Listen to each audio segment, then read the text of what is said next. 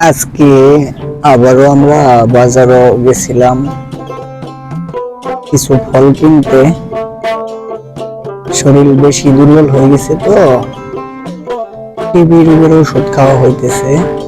250 গ্রাম আঙুর ফল কিনা হইলো 100 টাকা, হাফ কেজি ড্রাগন কিনা হইলো 200 টাকা, মিষ্টি খজুর 300 টাকা, আর খেজুর কিনা হয়েছে 130 টাকার 430 টাকা।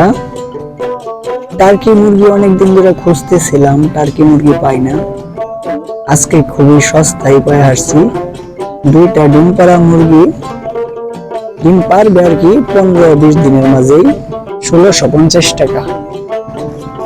1650 টাকা আর হইতেছে 430 টাকা, 2030 টাকা, 100 টাকা অটো ভাড়া, 2130 টাকা আজকে খরচ হলো। আর ব্যাংক অ্যাকাউন্ট করার জন্য 1000 টাকা রয়ে গেল। সাই ভরসা সকল দরদীদের উসিলাতেই এগুলো করতে পারতেছি। খাওয়া খাদ্য সবকিছুই অনেক ভালো ভালো খাদ্য খেলাম দরদীদের উসিলায়, দরদীদের মাধ্যম দিয়া।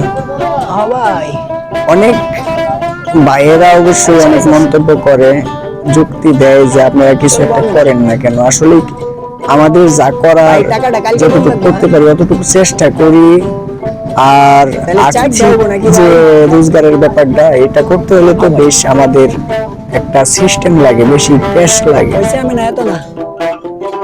এই ক্যাশের জন্যই আমাদের আর্থিক যে রোজগারের একটা ব্যবস্থা সেটা করতে পারতেছি না। একটা দোকান দিতে গেলেও তো অনেক টাকার ব্যাপার।